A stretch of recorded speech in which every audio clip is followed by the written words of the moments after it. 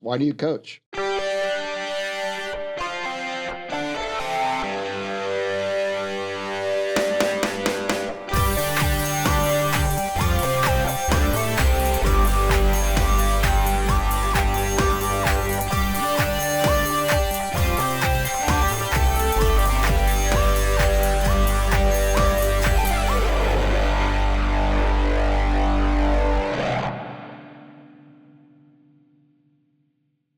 Welcome to the Nick Anthony Show. I'm Anthony. And I'm Nick.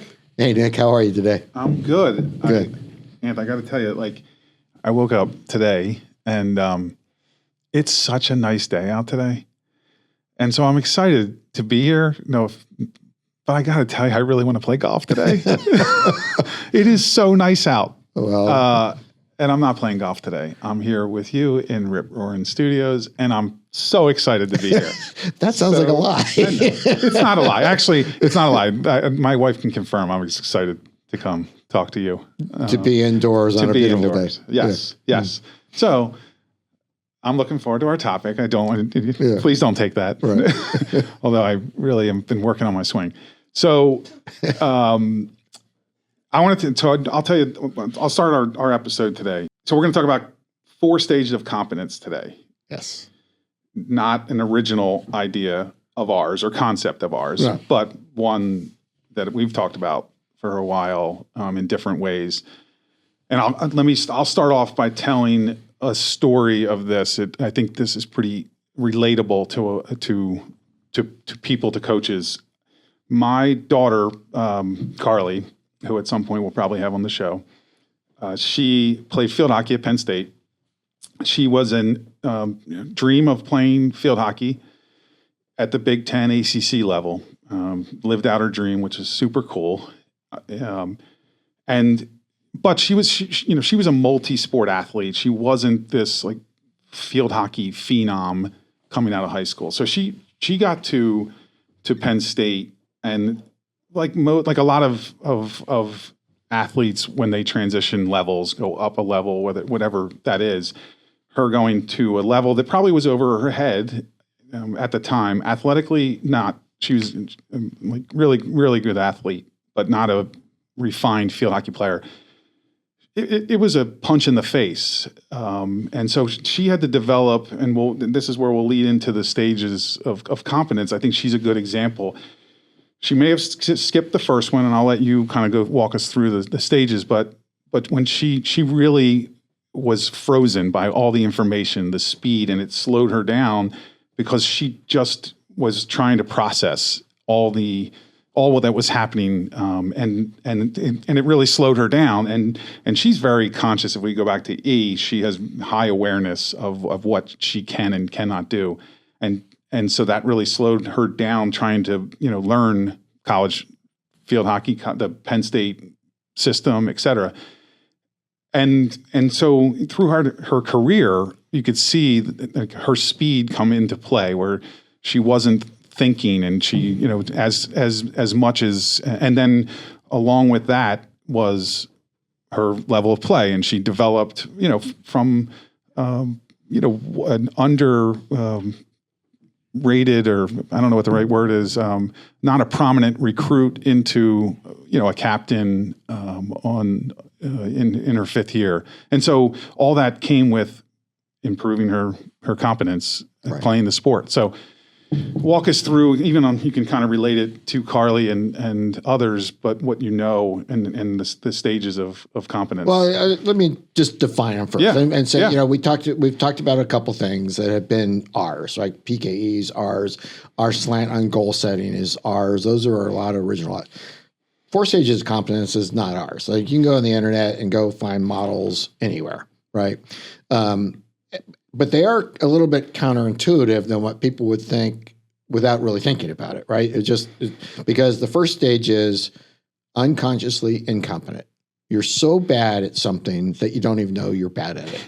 And this is true for anything from, catching lacrosse ball field, to field hockey, to tying your shoe as a little kid, right? You're so bad at it, you don't even know that it matters that you're bad at it, right? The next stage is you become conscious of your incompetence. you realize that you're not good at something. Yep. Right. And then you work on it. If you decide to work on it, you work on it. And then you get to the stage where you're consciously competent. And that throws people off a little bit because they think, wait, what? You're thinking and you're competent. Yes, it means that you can do it, but you have to really concentrate. You have to really focus. You have to really bear down. And it's true of any sport, whether you're talking about the catch in swimming or shooting a basketball or whatever, right? But then you reach a stage where you're unconsciously competent. And you think about that. It's, again, I go back to tying a shoe. Most of us tie our shoes every single day. But we went through all 4 of those stages. We went through a stage where we didn't even know tying our shoes mattered. To we're like, oh my gosh, I can't tie my shoe. Oh my gosh, I can tie my shoe, but it takes a ton of concentration, right? And then, oh, I can just do it. Yeah, and fair in sports to say the majority of us, the majority of everyone has trouble getting to stage 4. I mean, and if they do, it's at different times. And I'll give you the example. I mean, you never, as much as, Steph Curry doesn't think about, foul shooting. He doesn't make every one. Now he's as close probably as you can get to, I always struggle with this, unconsciously competent. Right. As anyone in that skill, like not all skills, but in that skill. Right. Right. But, the majority, as good as I think Carly, had improved and gotten to in college, there were certain aspects or certain skills of the game that she was unconsciously competent, but there wasn't everything. Right. And that kind of leads why you keep practicing, why you keep doing things, because you add more skills to that, right, that unconsciously competent. Right. So I do think that it is hard, to recognize that fully. Now, I don't necessarily think that it is. I guess it's not easy to get there. Right. I mean, I think that's part of it, and that's for coaches. Can you get kids to play in a flow? Kids, adults, whatever you're coaching, can you get them to play in that unconsciously conscious, unconsciously competent mode? Because that's true play. That's that flow. Right. And for somebody like you, right? And I think you just set this up for my biggest point, right? Is you approach things right out of the gate, like with a great awareness that you need to get good at something, mm-hmm. right? And that you self-reflect a lot and you evaluate yourself and you need to go get better, right? But the hardest stage to get mm-hmm. out of for almost everybody in almost everything, and I'm not just talking about sports when I talk about this. I am talking about academics or business or whatever it is, mowing the lawn, right? For most people, they can never get out of stage 1. And that is they're so bad at something and they don't even realize it. Like I was at dinner the other night with this coach, right? And he, it was unbelievable. He thought that he knew more about the sport than like almost anybody in the world. In the meantime, there was a couple of people at the dinner that had played the sport at a very high level. There was a couple that even had coached the sport at a very high level. And this person just didn't understand that everybody at the table knew that he didn't know what he was doing. Yeah. But yet he talked down to everybody like he was an expert.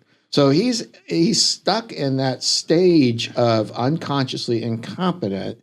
And because he's not self-aware enough to say, you know what, I need to get better, he's going to stay there for a long time. He's not going to be able to work on those next stages as so you think you would say, if I hear you right, the stage 1 to stage 2 is the hardest. That is by far the hardest. Now, you can do things once you understand the concept about that, because it's true in business. It's mm-hmm. true anywhere that first time you're doing something, of course you're going to be bad at it. But a lot of people just don't think that way. They think that I am great at everything. If they get a promotion, they think they are the best boss already. But no, you're in a new job, right? Yeah. You're taking over as you move from an assistant coach to a head coach. You move from a player to an assistant coach because you know the game so well. You think you're going to be a great assistant coach. Well, it's a different job. Yeah. Teaching and coaching and developing players is different than being a player. And you see it all the time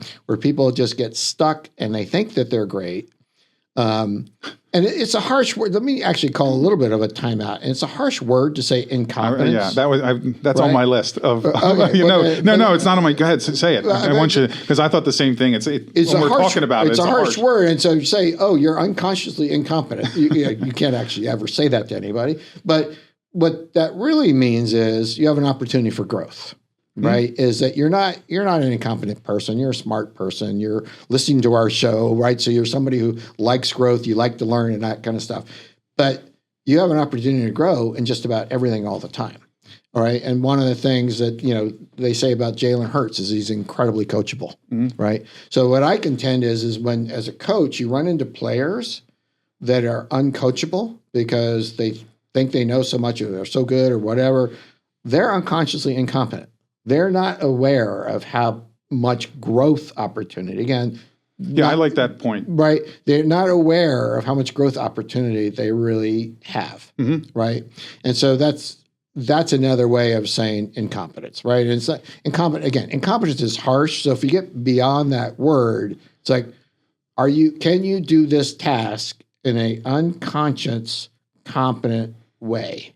Whether it's hitting the baseball, having the ball come into your mitt. I mean, whatever. Hitting my wedge to a foot. Go ahead. Sorry. I'm still on golf. Hitting my wedge to a foot. Go ahead. Sorry. Okay. I don't even know what that means. Yeah. Hitting a wedge into a foot? No, hitting my wedge to a foot on the green. Oh, okay. Gotcha. All right. We'll cover golf at some point. Yeah. We'll do sports. Yeah. We'll do golf another day. But, that little ball up there. yeah. Thank you. Yeah. Thanks, Rip. But it's that growth opportunity is there no matter what. So I contend, right, that everybody, even at the highest level, I mean, that's something that we're so lucky in this town, right, to have Jalen Hurts as a role model for our kids in so many ways because he is somebody who constantly works at things, right, and he's gotten so much success that he still is constantly trying to improve. And, A.J. Green said the same kind of thing at the end of last season. He said, A.J. Brown.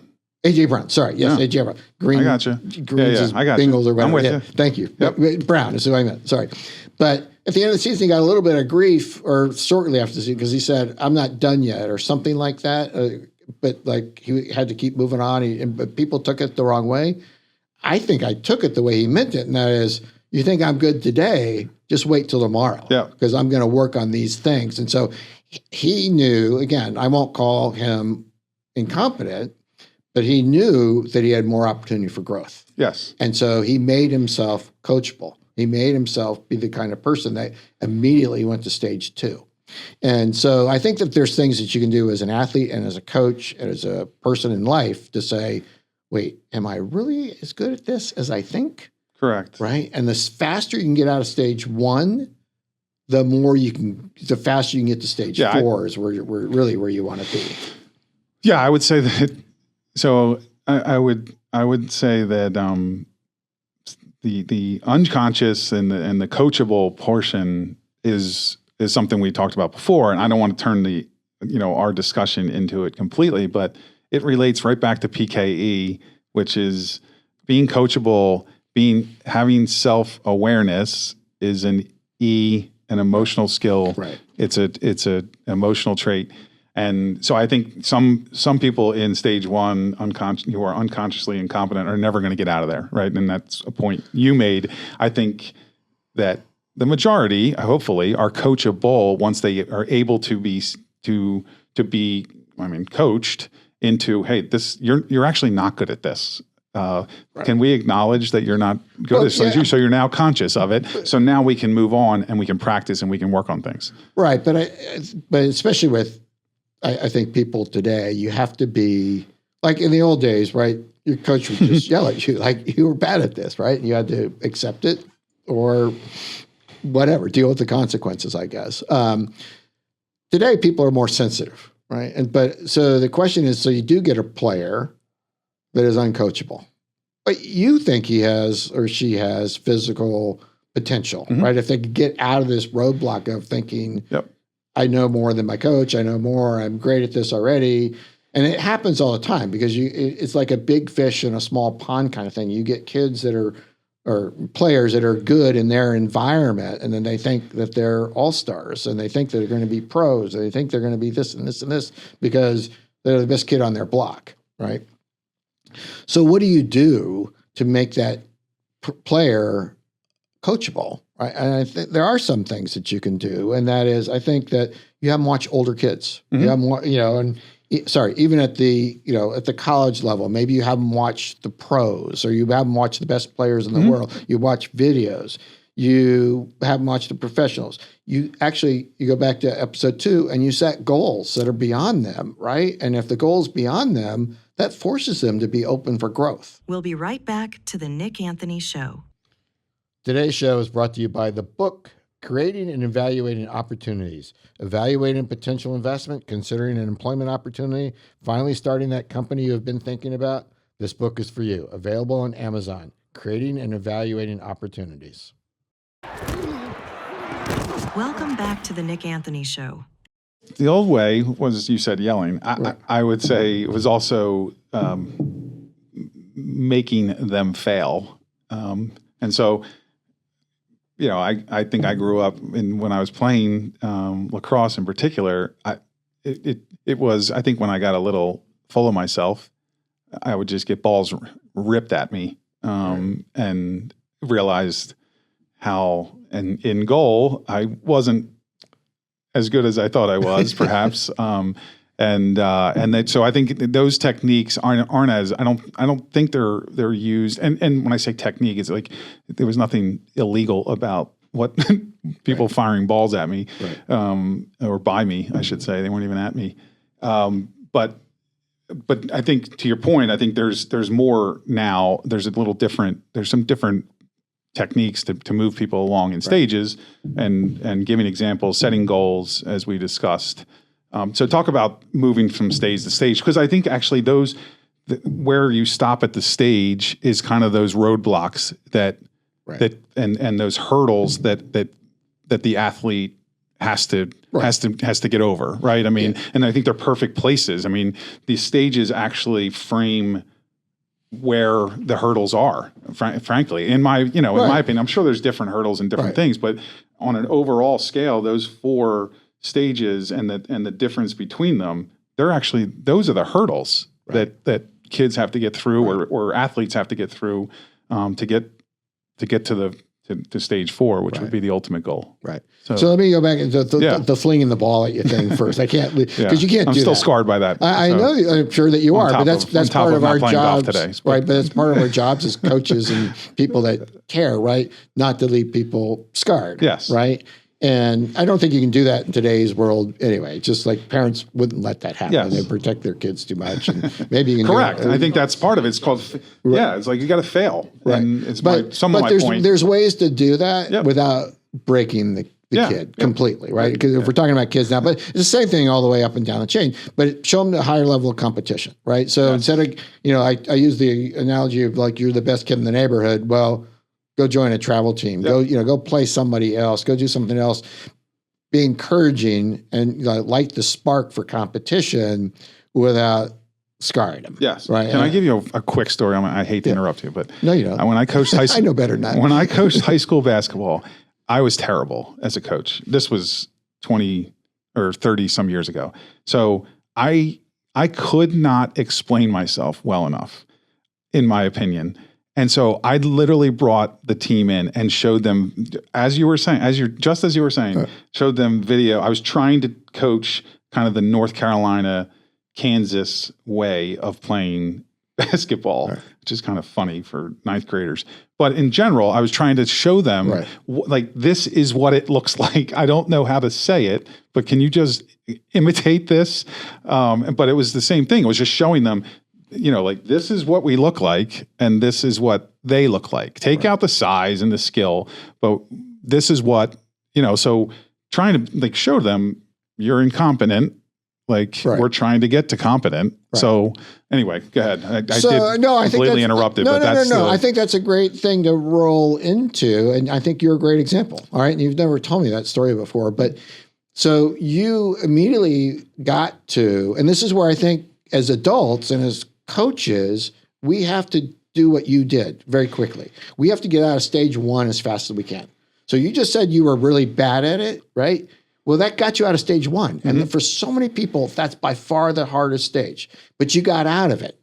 But you were aware. So you were consciously incompetent. You knew that you could not articulate what you wanted them to do. So you were conscious. So you're in stage two. Boom. Yeah, right? I'm not sure I moved past stage 2. Go ahead. No, you did. I'm not sure I moved past stage 2. I think you did because you. I got out of 1. But you got out of 1, but then in 2, because you knew you were incompetent, right? You were consciously incompetent. You knew that you couldn't find the words. The parents said, "Go ahead." We're not talking about how you got harassed, Okay. but probably left you another scar. But you found a way to communicate, right? And you didn't use your words; you used film instead, right? So that really put you into stage 3 because you were communicating. You were consciously competent. You were communicating, but it was struggle. It was a focus. It was really hard and that kind of stuff. And I would contend if you did that a few more times, with a few more teams, right? By the 3rd or 4th year, you would have been able to articulate it. You would have had the film clips down. You would have done all that kind of stuff. And by the 3rd or 4th year, you would have been able to do it without thinking about it, right? So you are a perfect example of the 4 stages. You got right out of stage. It's like, I want these kids to do these things, but I don't know how to tell them. Boom, you're out of stage 1. I don't know how to tell them. As soon as you acknowledge you don't know how to do something, right, that you want to do, you can't achieve that growth, right? You're out of stage 1. It sounds so simple, but it goes back to E, what we talk about E. You as a coach have to embrace that every time you get a new season, you get a new set of players. Every time there's a rule change, every time there's a new season, you're starting over every single year, right? I mean, I'll use a swimming example, and I'm sorry to talk about swimming again. I know people don't care about swimming, but They do talk. Some people do, but some people don't care about lacrosse either. So go ahead. Okay, right. So you don't have to apologize about swimming. All right, I don't know the analogy in lacrosse or basketball. Well, actually, there's one in basketball. So, but I'll do swimming first, and then we'll talk about the basketball one. And that is, in swimming, there used to be a time in breaststroke, right, where you couldn't let the crown of your head go below the level of the water. Water could roll over it, but it couldn't go below the surface level, right? And if you did, you were disqualified. You were DQ'd. Well, then they changed the rule so that your head could go under. Well, all those coaches who might have been coaching for decades on how to coach breaststroke, overnight became incompetent. Right? And again, incompetence is a harsh word, but they could no longer coach breaststroke the way they're supposed to coach it because it changed. And a better way to swim breaststroke after that was to learn how to get the dolphin motion. So the kick changed, the pull changed, everything changed to that. So overnight, the coaches that didn't adjust were incompetent and stayed that way. Right? And they had to change. So another one in basketball, and I don't know enough about basketball. At some point, I can't wait for this one. Go ahead. The 3-point rule. Well, I was going to say, say 3-point line and the shot clock. Go ahead. Yeah. So those things changed the game dramatically. And so the coaches that were there before that didn't say, you know what, this is an opportunity for growth for me. They stayed in stage 1, right? And they became antiquated. And you see it all the time. Coaches that outlive, I mean, they've been coaching for 30 years or whatever, and they're no longer good coaches because things have changed so much and they haven't acknowledged that they needed to change with the rule changes, with the team changes, with society changes, with all that kind of stuff. They get in trouble. Okay, they throw a chair in the water or whatever. Let's move out of incompetence. Okay. Because we've nauseated, not really, but it's the hardest part. So I just it is the hardest part. Yes. So number 2 is what do you do now, right? 2 to 3. So let's talk about 2 to 3.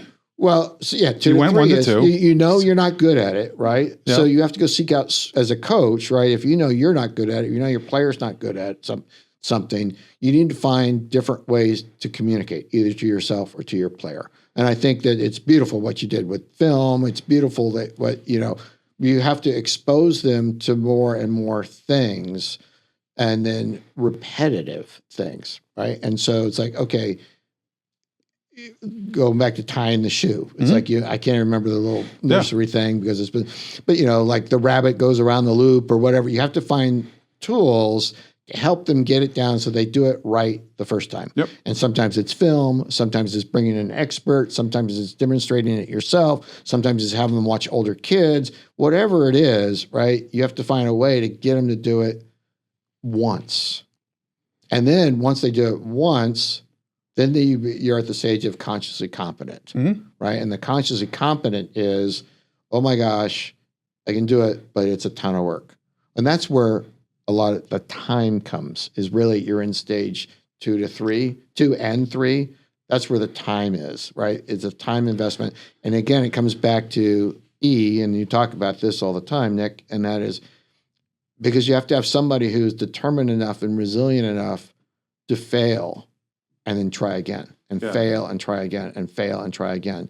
And then until you do that, until you have that emotional strength to fail over and over and over again, you're never going to get to the point to where you get out of the consciously competent stage. Yeah, I would say, listening to you and a little bit framing it, 2 to 3 is like the coach's, the coach's dream in a sense. Like because they got to teach for them to become competent. And as they're moving out of unconsciously competent to consciously competent, that's their teaching, right? And then 3 to 4 becomes that repeated, practice and you keep, that's why you run, in basketball, why you run your sets without any defense over and over and over again, so that the 5, players can move without thinking, right? And that's a simple thing that they do, but 2 to 3 is they had to teach them the play, right? I mean, and I think that is where, from a coaching perspective, it's like that's where you're shooting for, is to get them to that point. Right. They don't know the plays, at all. Then you get them, wow, they know the play, but they have to think about the play. Right. And now we're going to do it over and over again to move us from 3 into 4, which is they don't have to think about it. They're running the plays. They're running the plays. Right. I remember in basketball always thinking to myself in high school, how many times are we going to run this play? I mean, we're running this. We'd have a 15-minute segment in practice where all we did was run our dry set of plays. Just go through them.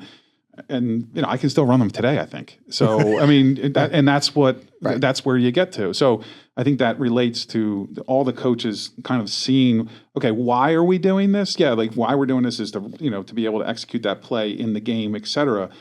But if you think about it in the 4 stages, it really makes sense. Right. So absolutely, and that's what you would need to, because Mike Tyson has the line, like everybody has a plan until they get punched in the face, right? And so, especially in a team sport, you're going to get not literally punched in the face sometimes, but not literally, but figuratively, you're going to get punched in the face because now there's a defense out there. Yep. But if the 5 people, everybody on the court or in the pool or whatever knows what everybody else is going to do and what they're supposed to do, they can take the punch in the face and still, it's not on autopilot, right? But it is unconsciously competent. They know to do a V cut. They know at this point I'm doing this, and they know at this point they're doing whatever they're supposed to do, and they have to do that, and they can do it without thinking. Yeah. I mean, a good basketball player does a V cut without thinking. A good water polo player does a V cut without thinking. Yep. Right? They just know to do it. And their teammates know what they're doing when it's part of a play call. Yeah. So, so I think that you're right. It's the awareness part is the hardest thing to get out of in stage 1. I keep moving top to bottom. I really should be bottom to up, but bottom to top. But so stage 1 is really hard because of awareness. And some people never get out of it, and it's the hardest to get out of, right? Stage 2 is then you've got to have the desire, right? This comes back to the E characteristic, right? You have to have the desire to want to get out of incompetence, right? You want to get to the next level. And then that's a ton of work has to go there. And you have to be coachable there as a player. And the coach has to find ways to make somebody get better once somebody wants to get coached, right? And then once they can do it once or twice, then you're right. Then you have to have somebody who has enough E, a group of players in some cases, right, that are going to work on it. And that's a big part of like swimming. People don't understand like how many hours swimmers put in the water, but they can put hours and hours in the water. And if their stroke's bad, it's actually hurting them. It's not helping them. So it takes tons of concentration to become consciously competent, even to stay consciously competent in swimming. Yep. And then what happens is hopefully you get to a meet and you don't have to think about your stroke, right? Because you're thinking about strategy, tactics, your competition, you're thinking about those kinds of things. But the tiny minutia, fundamental, tiny little things in your stroke, you worked out at the 3 level. You don't have to think about it at the 4 level. And I would imagine it's true for all the sports that you play, baseball, everything. So, no, I think but yeah, so it takes that different perfectly. But yeah, well, thank you, but it is different types of E at each stage, right? And then for pro sports, and you see it all the time. There's somebody on the Phillies right now who I just heard Rob Thompson interviewed the other day, and they changed the mechanics of one of the players batting, right? I didn't say that very well, but hopefully I made sense. Yeah, but swing. Swing, bat. But it made a huge difference. And now he's batting all that. So you're a pro, you're making bazillion dollars a year as a baseball player, and you still have to be open to like, something's wrong, right? Something's wrong. Yeah. And so you go back all the way to stage 1, right? So the person says, okay, something's wrong. That puts them immediately in stage 2. And then you have to have the right coaches around you to like look at the mechanics. Yep. And then you can start doing it, like thinking about it. And then you do it enough the right way with a new skill, right, that you can do it naturally. And I want to make clear, and I don't think I made it clear earlier, it's any new skill. It's not just a sport. It's not definitely. Right? I think it's actually more that. It's everybody, right? So poor Jalen Hurts, I don't know why I keep bringing him up today, but poor guy is like, how many offensive coordinators has he had? So every time he gets a new offensive, his job changes every time. So every year he's got to come out and he's got to basically start at stage 1 again. Yep. But he's so good that he doesn't say stage 1. He's in stage 1, maybe a second. Yep. Like, okay, I got to go learn what I have to learn, right? That puts him in growth mode immediately. Yeah. Right. So, anyway, I think we can summarize this pretty good, or wrap this discussion up. I'll give you an example that from my end, because I'm very kind of example visual, and then you can kind of just fill in the gaps. But Michael Jordan was the greatest player of all time. I really don't want to hear any arguments about that, so I'm not open to arguments on that. The greatest what of all basketball time? player of all time. Basketball player. So, so if anyone has that, right in. Don't listen to the show. No, I'm kidding. I'm not kidding, but I'm kidding. But so when early in his career he had multiple coaches, et cetera. He was a scoring champ. He was averaging 37.1. The fact that I know that is scary. But he gets a new coach. He gets Phil Jackson come in. They implement the triangle offense. All of a sudden he gets a new coach, a new boss. His job changed. Right. He wasn't competent at the triangle offense, and it was a different structure. It was all this. He had a different way of thinking. It was way more team concept. The ball was not going to go to Jordan exclusively and isolate and go to the rim. So now he runs this triangle offense. So he has to recognize that, get out of his, his own way probably. And I think Jordan has, when it comes to sports, has the, maybe the ultimate in E from a competitive level and et cetera. And then he had to learn it, and he literally had to go through all 4 stages. Getting to the 4th stage, he's, a 6-time MVP, six-time championship MVP and 6-time champion. Right. And so I think his evolution through that triangle offense and learning it is a really good example, if you can think of it that way, into the 4 stages. Right. So yeah, absolutely. And so he had to go through all 4 stages. He probably spent because he is who he is, he probably spent 1 second in stage 1 and then moved on to the others. And I strongly recommend every coach, everybody listening to the show, try to get themselves out of stage 1 as fast as possible, right? Just understand that you're human. There's tons of things to work on. You have tons to work on. Nobody's perfect. But then as a coach, ask someone for help if you don't know if you're in stage 1.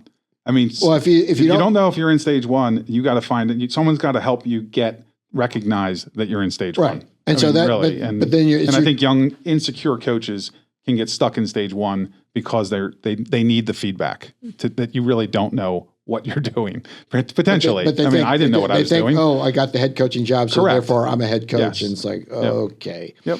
So, but then as a coach, you have to work on getting your players, making them coachable, Yes. right? And once you make them coachable, that means they're in stage 2. And then you need as a coach, the determination and the resilience yourself to keep people to learn how to coach, how to get the instruction done, and then repeat it over and over and over again until it becomes such a habit that people can do it unconsciously.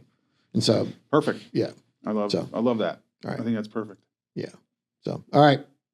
Nice show, Nick. I enjoyed it. It was great. I hope you had fun. I did. Of course I All did. right. I'm going to get confidently. So I think unconsciously confident in my golf swing. Yeah, you might have time to go golfing now. No, I don't know about that. Sorry. Okay.